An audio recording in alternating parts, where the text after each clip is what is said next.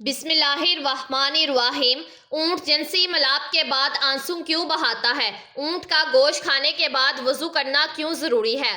حضور پاک صلی اللہ علیہ وسلم کے پاس ایک صحابی آئے اور عرض کرنے لگے، یا رسول اللہ، اونٹ کا گوشت کھانے کے بعد غسل کرنا کیوں ضروری ہے؟ اونٹ جنسی ملاپ کے بعد آنسو کیوں بہاتا ہے؟ پیارے دوستو، اس واقعے کو مکمل طور پر سمجھنے کے لیے میری آپ سے گزارش ہے کہ آپ اس ویڈیو کو اینڈ تک لازمی دیکھیے گا، اور اگر آپ نمرا وائس سٹوریز چینل پر نئے ہیں تو پلیز چینل کو لازمی سبسکرائب کر دیجئے گا اور بیل آئیکن کے بٹن کو پریس کر دیجئے گا۔ پیارے دوستو، قرآن پاک کی سورہ غاشیہ میں اللہ پاک ارشاد فرماتا ہے، کیا یہ لوگ اونٹوں کو نہیں دیکھتے کہ انہیں کیسے پیدا کیا گیا اور آسمان کو کیسے بلند کیا، پہاڑوں کو کہ انہیں کس طرح گھاڑا گیا اور زمین کو کیسے بچھایا گیا۔ غور طلب بات یہاں یہ ہے کہ ہر چیز سے پہلے اونٹ کی خلقت کو کیوں اللہ پاک نے منتخب کیا۔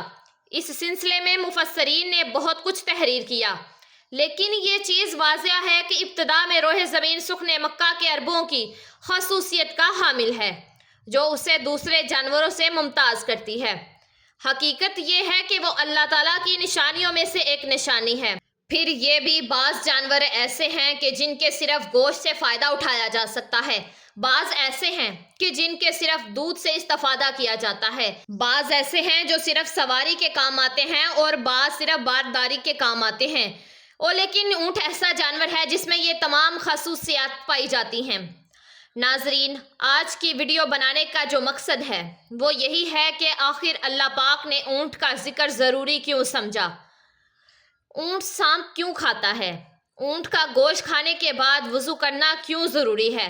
اونٹ جنسی ملاپ کے بعد روتا کیوں ہے؟ اونٹ کے عربی معنی خوبصورت کے ہوتے ہیں۔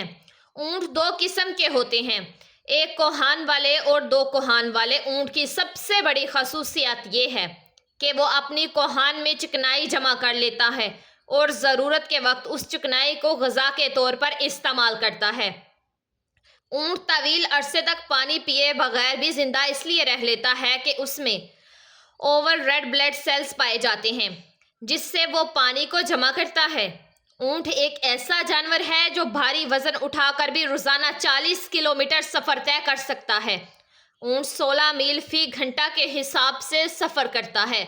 اونٹ خود کو ہر طرح کے موسم میں ڈھالنے کی صلاحیت رکھتا ہے۔ وہ 800 کلو گرام تک وزن اٹھا سکتا ہے۔ دو قسم کے اونٹ بہت ہی مشہور ہیں۔ پہلا وہ اونٹ جس کی کوہان لمبی ہوتی ہے، دوسرا وہ قسم کا اونٹ جس کی دو کوہانیں ہوتی ہیں۔ اونٹ 40 میل فی گھنٹہ کی رفتار سے دوڑتا ہے۔ اونٹ کے اوپر والے ہونٹ دو حصوں میں بانٹے ہوتے ہیں۔ اونٹ کی آنتیں اتنی مضبوط ہوتی ہیں کہ یہ سخت سے سخت چیز کو بھی بآسانی ہضم کرتا ہے۔ ایک دفعہ حضور پاک صلی اللہ علیہ وسلم کے پاس ایک اونٹ آیا۔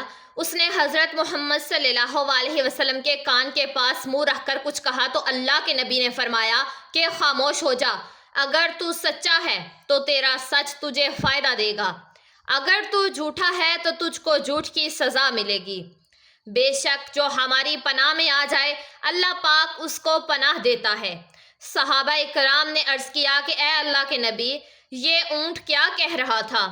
حضور پاک صلی اللہ علیہ وسلم نے فرمایا، یہ اونٹ یہ کہہ رہا تھا کہ میرا مالک مجھے ذبح کر کے میرا گوشت کھانا چاہتا ہے، اس لیے یہ اونٹ میرے پاس بھاگتا ہوا آیا ہے، اور اس کا مالک بھی اس کو پکڑنے کے لیے پیچھے ہی آ گیا۔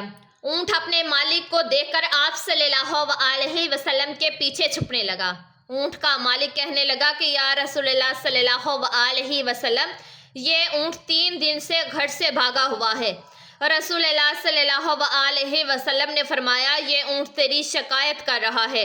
اس بندے نے عرض کیا، یا رسول اللہ صلی اللہ علیہ وسلم، یہ اونٹ میری کیا شکایت کر رہا ہے؟ آپ صلی اللہ علیہ وسلم نے فرمایا، یہ کہہ رہا ہے کہ میں نے ہر آسانی اور مشکل وقت میں اپنے مالک کا ساتھ دیا ہے، میں نے گرمیوں سردیوں میں اپنے مالک کی خدمت کرتا رہا ہوں، اب جب میں بوڑھا ہو چکا ہوں تو یہ مجھے اب ذبح کرنا چاہتا ہے۔ اس بندے نے عرض کیا، اے اللہ کے رسول، ہم اس اونٹ کو یا تو ذبح کریں گے یا بیچ دیں گے۔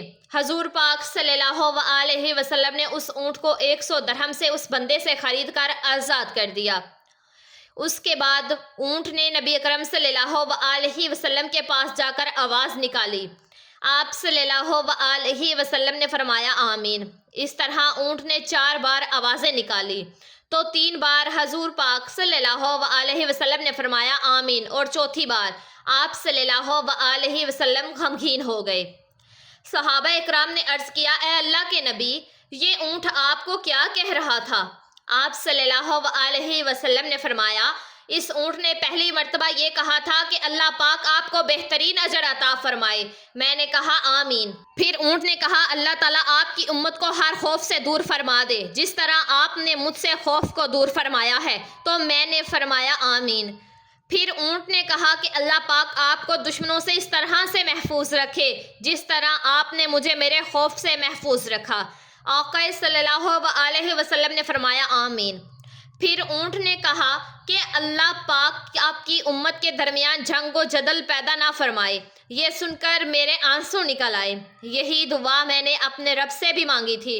اللہ نے تینوں دعائیں قبول فرمائی، لیکن آخری دعا کو قبول کرنے سے منع فرمایا۔